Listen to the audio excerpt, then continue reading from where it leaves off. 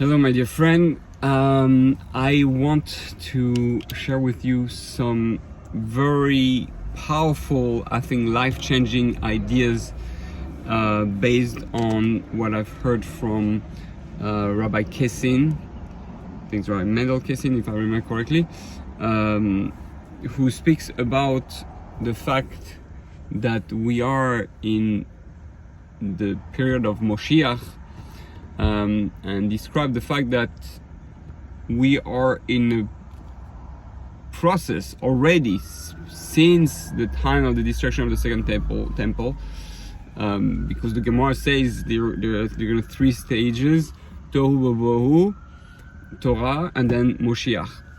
2,000 years. So 6,000 years correspond to 6 days of the week, and finally, meaning 1,000 years for each day of the each day of the week, 6,000 years, 6 days, and then finally the experience of living on Shabbat 1,000 years with Moshiach already revealed and God revealed. But right now we are, our sages says in the Talmud, 2,000 years where we are experiencing the days of Moshiach, meaning that the process that we are experiencing today, since the time of the temple for the past 2,000 years, right now we're at the very end and it's finishing. We are actually experiencing whatever is necessary for Moshiach to come. What is necessary for Moshiach to come? Meaning, what it means that for Moshiach to come, Moshiach is not just a man. Moshiach is also the concept of preparing the world to be able to receive God and have God dwell in this world. It's preparing the third temple so that there's going to be a permanent presence of God in this world, the revelation of the spiritual within the physical, the experience of our soul in our body, the experience of God in us. No more optical illusions. Straight revelation, direct revelation. So what's happening? What is the way that God is preparing us for that, right? The men, the Moshiach, right? Moshe ben Yosef, Moshe and David are only gonna here to conclude that steps, but the rest we have to do on our own, right? So what it is that we're meant to do, what it is that we're meant to understand. How does it work with anti-Semitism, and how does it work with what's happening in the world and what had happened to the Jews? So Rabbi Kessin brings a concept that I think is very, very powerful and helped me understand in a way that I never understood before the meaning, the essence of what anti-Semitism is. We understand that anti-Semitism is not something logical at first glance, because you have people who just hate us just for being Jewish. It doesn't make sense. Why do you hate me just for being Jewish, right? And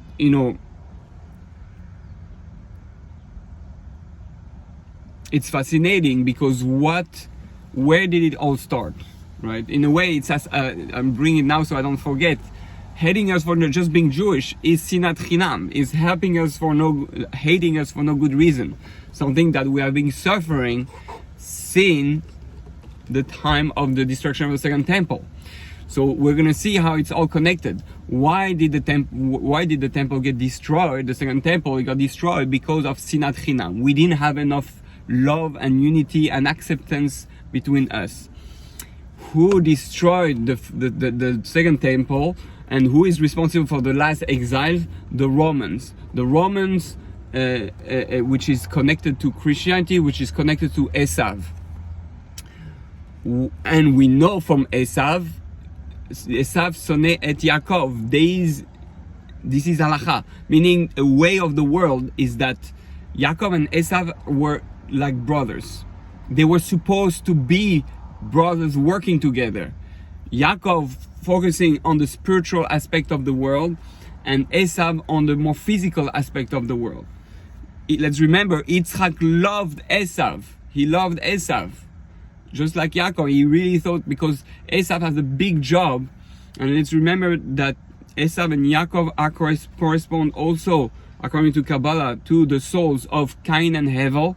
Cain is Esav, or Esav is Cain, and Yaakov is Hevel.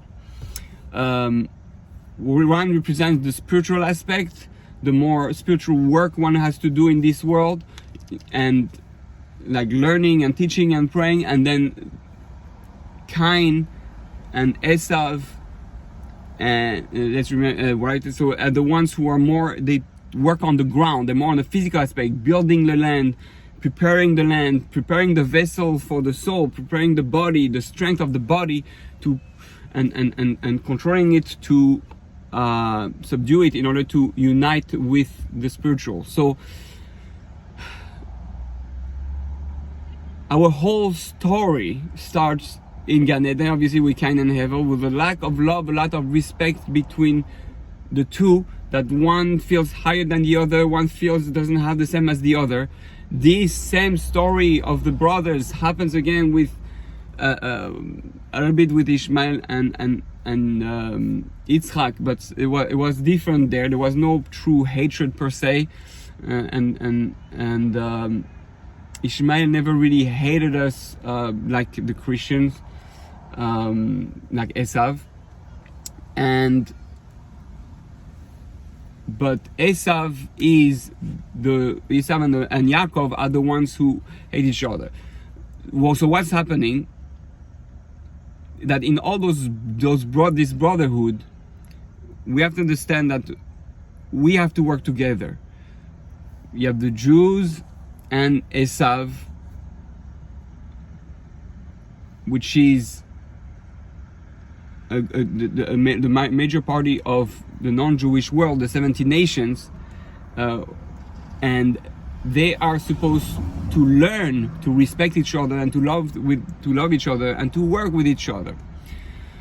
What's happening if one disrespects the other? Right? We have to understand that even though we're different, even though we're Jews and they're non-Jews, we are still brothers. But brothers have two different, there's the Bechor, there's the firstborn and the second one. So what's happening is that there was a lack of trust. One of the reasons why Yaakov grabbed the heel of Esav, right?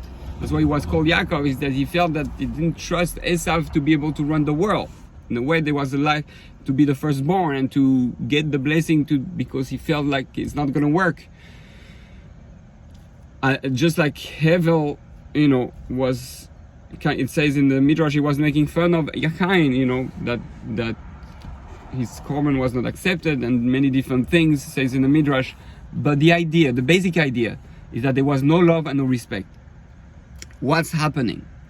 Because of that whole relationship, Esav is crying. As Esav becomes angry, Esav starts hating his own brother. Because of that, Yaakov is afraid and, runs away or try to deceive him instead of working with him. Yaakov was supposed to give his daughter Dinah to marry Esav, and he hid her. He was reprimanded for that. According to some opinion, that's why she was raised by Shem. Oh, you don't want to give it to Esav? Someone else is going to take her. She was supposed to elevate Esav and bring him back to the true path, because women are the most powerful creature on earth to change your will and help you make the right choice, to make you into a real man. So what's happening is that because of that, we have the reincarnation of Esav into, according to the Arizal, Jesus, right? That's why if you according to some, it's called Yeshu. Yeshu is Esav, right? This has the same letters as Esav. Yeshua.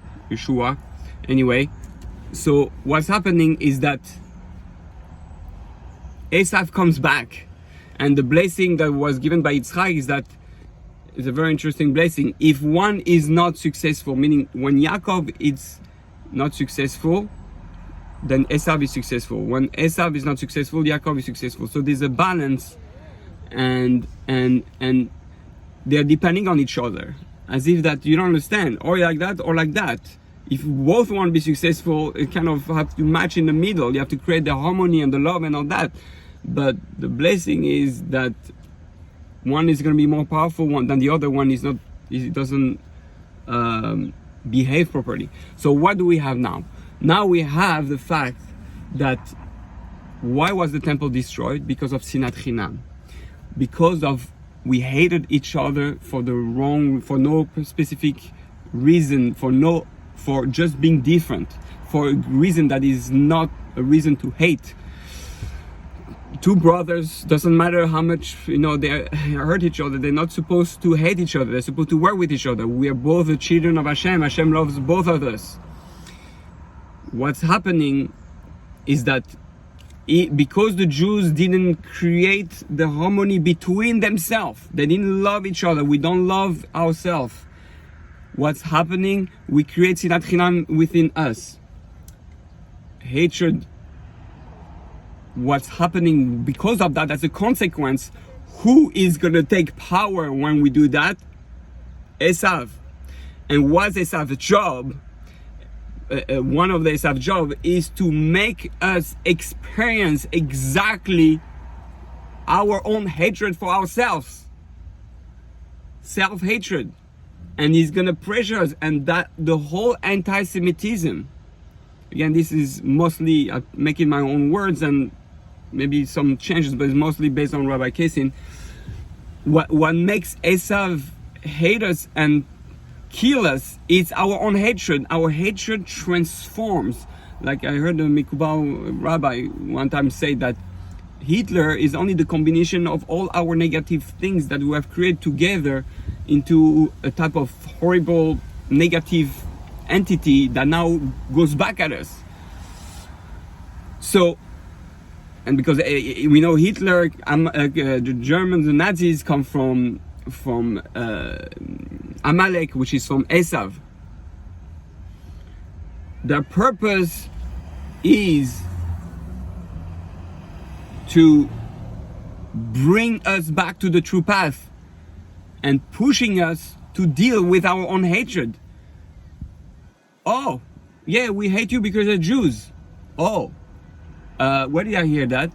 Oh, I hate you because you're Hasidic. Oh, I hate you because you are, Lubavitch. Oh, I hate you because you're Sephardi. Oh, I hate you because you're Ashkenaz. This still exists today. This exists in Israel. Oh, I hate you because you're not religious. Oh, I hate you because you're Reform. Oh, yeah, I hate you because you're liberal. Oh, I hate you. Hello. We're supposed to love everyone. Jews, non-Jews, religious, non-religious. Fighting evil or arguing with someone being different doesn't mean you have to hate him. It means you have to allow his space, as long as it doesn't hurt you physically, emotionally, or mentally, or spiritually, right? You let him be. You can inspire him, but if he doesn't want any of your inspiration, then let him be. But respect him, love him. Don't hate him. We have to love. You don't love the other because you don't love yourself. You don't have acceptance of every part of you.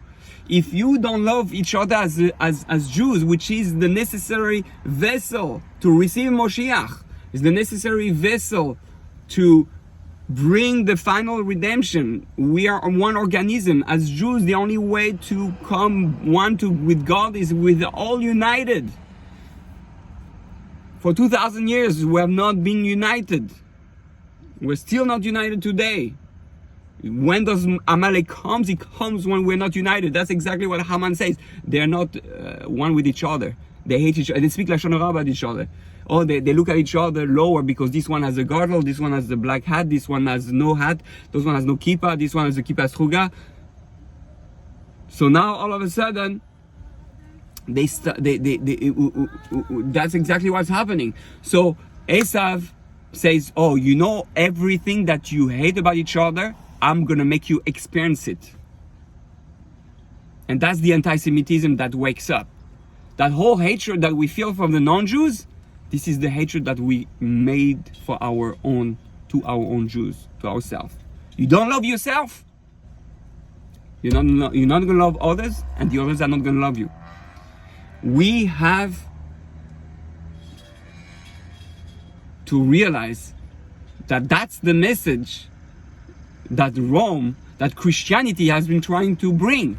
Esav says, oh, you don't do the good job? You're not acting like a Jew, like bring the spirituality and the love to the nations. You know what? We're going to do it. We're going to bring Moshiach. And so we bring Jesus, and we're going to be the head of the nation. Yaakov is down, we are up. You hate each other, no problem. We're going to hate you, and we're going to teach the world about love. We're going to teach the world about the Torah. We're going to teach the world about God and the Beis Hamikdash. You look at all the priests, they look like religious rabbis, like the Kohen Gadol, right? Their whole church look like a synagogue, the Beis Hamikdash, with the altar, all that. They recreate a new Judaism. They say, you fell like Judaism because you know what? There's no love. What's the Christianity big message? Love each other. If someone hates you on one cheek, show the other cheek. They go to the extreme side of love. Why? What's the message? Even the stories that some say it is, some say it's not, about Jesus, they say that he was rejected too much. He was not loved, and that pushed him to, rebel against that lack of love. So we brought that upon ourselves. We know, because we Jews say that. SINAT CHINAM. We don't respect each other. We're too strict with each other. We don't love each other. We don't help those who need us. The gerim, the orphans, the yalmanos, anybody who is different, who is not standard, who is not like me. Those type of Jews, I don't want to get involved. You're supposed to get involved with every type of Jew. So this is what we're experiencing now. If we don't push ourselves to love each other more and more, the anti-Semitism is going to go back to, God forbid, chas v'shalom, lo aleinu, the times of Amalek with Hitler, with Haman, where you are not loving each other, you're not creating. I'm going to have to force you, because what's happening when we are in a time of suffering, a time of disaster, a time of national tragedy, all of a sudden, all the difference break. We become one. Oh, he was not my brother. Now we are together in the same shelter when the bombs are happening. So we have to really wake up our hearts. If you don't want another Hitler, Imachshemo, and Nazis or Hamas or things to wake up your heart for you. Do it on your own. So this is very important during this time of the year. We are shaping what our whole year is. It is one thing that we can take for the year is really learn to love unconditionally absolutely every Jew. Not only every Jew, every non-Jew. Learn to respect everyone. Doesn't matter the race, doesn't matter the color, doesn't matter the background, the religion. You have to love everyone. Everybody is created by God. We are all brothers.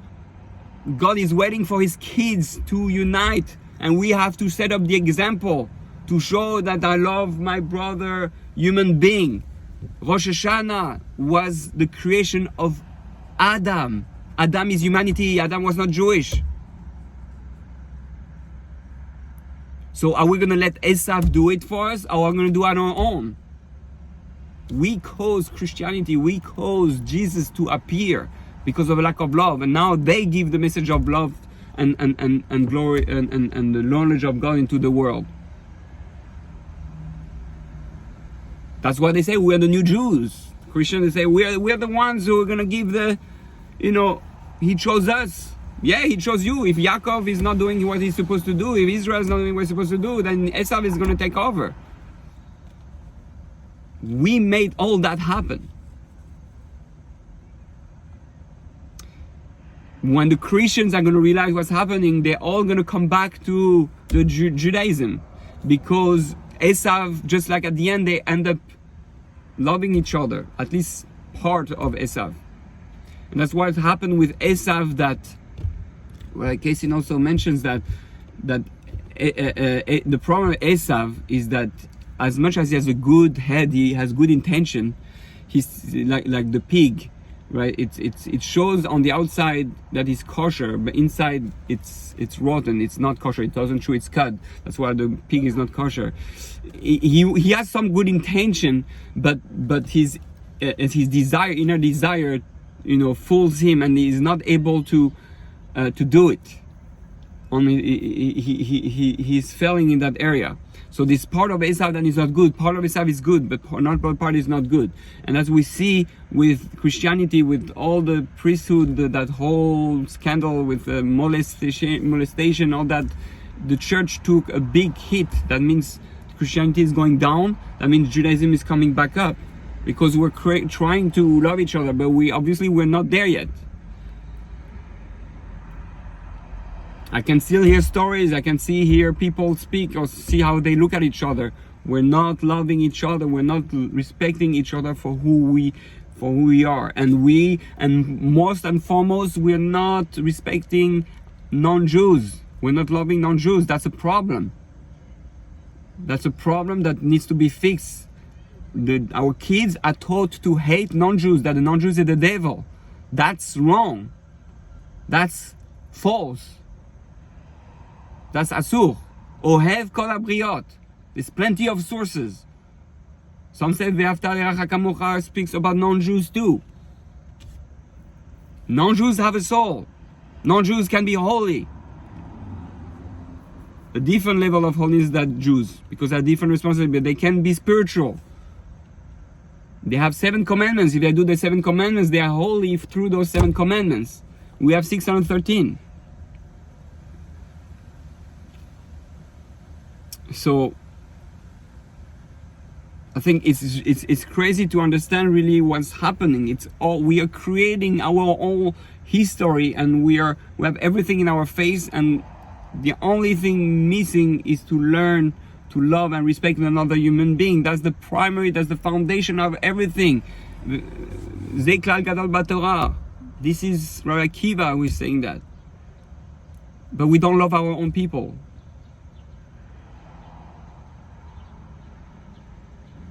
We have to think for each other. We have to pray for each other. So we have to go out of our comfort zone. If you're Hasidic, go into non-Hasidic shul. I'm not saying, I'm saying temporarily. Learn to put yourself in situation. If you're not Hasidic, go in a Hasidic shul.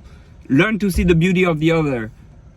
Stop focusing on the bad stuff. Everybody has bad stuff. Nobody's perfect, but everybody has good stuff too. Everybody has, even though you don't agree with the Hashkava philosophy, there's one part of that philosophy that is beautiful. It's something I learned from my rabbi, who reads books from anyone, even if it's a reform or it's someone that he doesn't agree with, and he tried to find at least one good thing that is beautiful, one thought that is kosher and beautiful and true, and he uses that. Everybody has some beauty in it.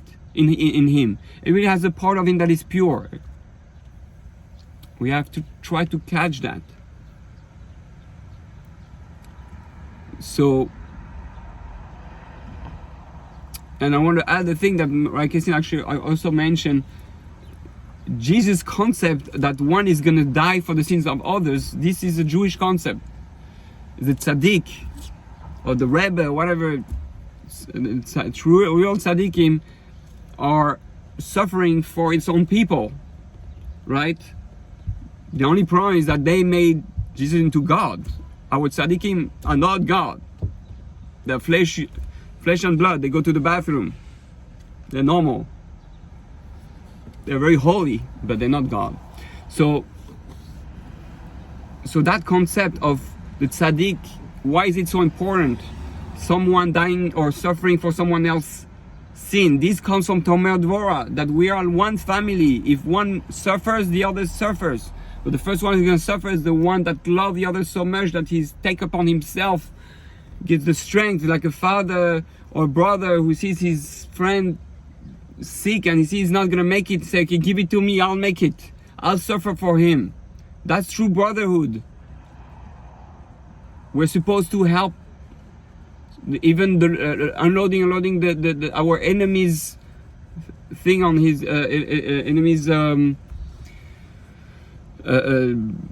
whatever help he needs. We're supposed to help him and help him load and unload his donkey. Just in the, maybe we have to translate in today's term, but we're supposed to help our enemy, show kindness, show love. That's what we're gonna unite and help us return. We have to elevate. The Zohar says, Parshas Truma, volume 2, I think it's page 138, if I remember correctly.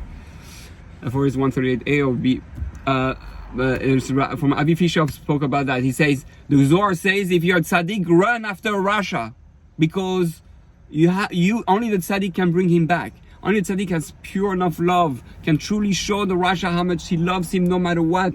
Russia usually is someone who that we say evil. It's someone who was never told that he's loved. It's someone that is hurting, that's being hurt. We all have traumas and we all hurt. The only thing that we need fixing is our true love for ourselves, for each other. But we're all sick. We're all traumatized because we're hurt so many times in our life. And we have to learn to trust again and learn to, our defense mechanism and defense system is always in fight or flight. We're on survival mode since the Gan Eden story. Adam and Eve had the first trauma, and humanity is still suffering from the same trauma. And then Cain and Abel, the two brothers. It's all about love. I'm not saying that because I'm French. It's all about love. But it's not enough to say it. We have to feel it in our heart. I have to be able to walk in the street, walk in the subway, walk in the bus, walk in the airplane, walk anywhere, and when I see those people that are strangers, I say, all those people are not strangers. All those people are my brothers and sisters. Doesn't matter they're Jewish, not Jewish. Yes, the Jews are my my closest brother, because there's cousins, brothers and cousins, firstborn. So I'm closer to the next one, but it's still the same family. Hashem loves all his children, not just the firstborn, not just the youngest one. He loves all of them and gives them different responsibility and sees the good in each one of them. And we have to do the same thing. So unless Jews start to love each other and respect each other for all their differences, all the ones you think, those, I don't like that type of, those groups of Jews, that type of Jews. That's exactly where you have to work on. That's your work during Rosh Hashana Yom Kippur. No more areas where you hate that type of Jews. Now we have to be clear that there's some Jews, we don't know always who. Some, if you're very smart and you know the Zohar and you know how to recognize them, but there's some Jews who are not Jewish, meaning there's some soul who are not authentic and they look Jewish and they look like they do holy things, but they're not Jewish and they're bad souls. They're not even non-Jewish. They're Erev Rav, which is I don't think Erev Rav is not a non-Jew. Erev Rav is something entity that is negative that got connected to resemble a Jew. It's a mixture. Erev. Those have to be destroyed. Those have to be eliminated. Those have to be disregarded. And there are people, Jews, rabbis, people who appear to be big rabbis, and everyday people too, Jews, who are Erev Rav, who are not a Jew in nature. They don't have a soul in nature. They are evil. And they are destroying from inside. They push people, they do things that pushes us to hate each other. Oh, you see those Jews, what he did, oh, this rabbi, you see, I hate rabbis, I hate this chassid, I hate this. And then we create, a view of them and it destroys us. But those are not actually real Jews. So focus, if you see something like that, you say, or he's a Erev Rav, or I can find something good in him. but don't create any negative feelings, because anything negative you're gonna think of Jews or non-Jews is gonna come to you back, karma big time, anti-Semitism, God forbid. So I think I made my point clear. I'm very passionate about it because I never saw it that way, and I think it's powerfully fascinating and so true. So I hope you now, before Yom Kippur, you take those things to heart. If you can work on something between Rosh Hashanah and Yom Kippur, work on that. Anybody, try to make yourself like that super test. You have like what, 3-4 days before Yom Kippur. You go try to say for an hour or 2 hours or half a day, whatever you're capable of. Put yourself thing. You say, okay, I'm about to go out, or about to go in my apartment with my family. You say, let me look at them all as my family. A family and individuals who have trauma, who are suffering, who are in pain. And let me be able to find one good thing. It can be just the way he opens the door, just the way he eats nicely. Okay, everybody has a quality, everybody has something, always something good. Unless it's a pure and evil entity like Hitler, but I don't think you're close to those people, hopefully. Anybody you're gonna meet for the next hour, just say, this is my brother, this is my sister. Again, whether it's a Jew, non-Jew, religious, non-religious, do you agree, you don't agree? This is my brother, this is my sister. You're my brother, you're my sister. Anyway, people say, hey bro, hey sis. You know, if you want to be more like teenage style, more like you don't have to say that. You can, to them, you can say to yourself, but if you can say to that out loud, it's even better. That's how we have to feel, united as one. God wants us to be one, all his children to be one, and then Moshiach only has to come and build the house for all the nations. Let's remember, the third Beit HaMikdash has nothing to do with the Jews. The third Beit HaMikdash says, Hashem, I'm going to build my house of prayer for all the nations, not for the Jews. The Jews are just going to be the workers there. But it's a house where everybody is going to be one there, Jews and non-Jews alike, all united, with hands in hands, dancing kumbalaya, whatever, together. Try to picture the future to understand what the present has to be. We're supposed to do kumbalaya together, Jews and non-Jews, every color, every race, every nationality, every ethnicity. We're all children of God, and that's what we need to grasp and experience and feel in our heart and understand in our brain, and it's engraved. But we have been so traumatized as Jews and as even as non-Jews from our history, from all the pain we already put into ourselves, from the hatred and the defense, and that we have created so much resentment and so much fences that we made it almost impossible for ourselves to love each other. But we have to fight that, and we have to make it happen. It's all through us, through our own free choice, free will, or by force. Let's not be by force. Let's be married by choice, not let's married by force. So Bezat Hashem, we'll have finally the last Geula. That's what needs to happen. We can do it. Try to work on that. Try to do that exercise that I say, and you'll see. It works for me, and it can work for you. Thank you for listening. I love you all, and Shana Tova. It should be a year we should all be blessed in loving each other like true brothers and true sisters. And God willing, we will make God proud, that God sees that all his created children, all his children love each other, and now he's ready to come back home. Baruch Adonai L'olam, Amen ve'Amen.